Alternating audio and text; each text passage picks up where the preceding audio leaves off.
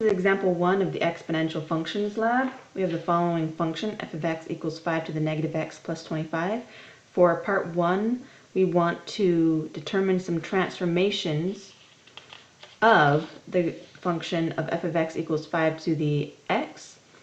And how do we transform this to get to this function right here?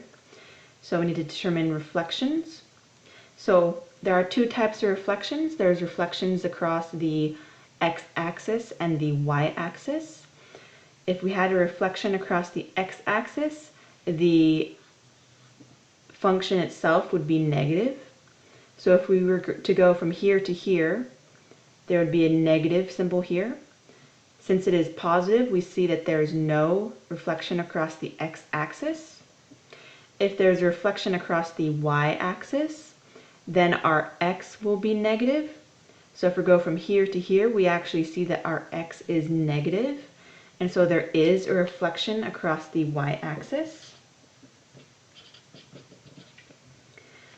So for horizontal shifts, either we go right to left, we look at what's enclosed with our x, and we look if there's any number added or subtracted from it.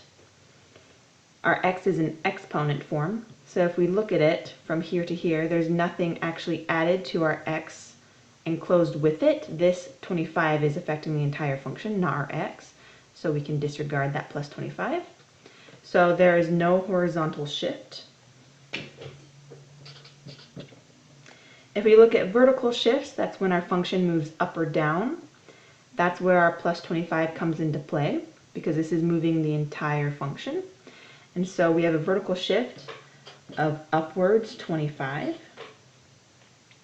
So now we're going to look at what this graph looks like.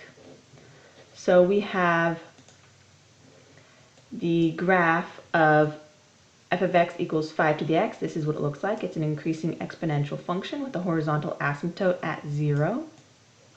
And if we transform that, you can see here we have y equals 5 to the negative x. You can see first of all how it reflects across this y-axis when we make this x negative.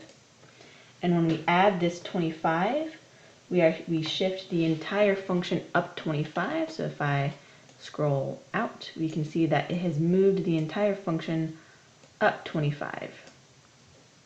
So this is our transformed function in green. And that is the transforms of f of x equals 5 to the negative x plus 25.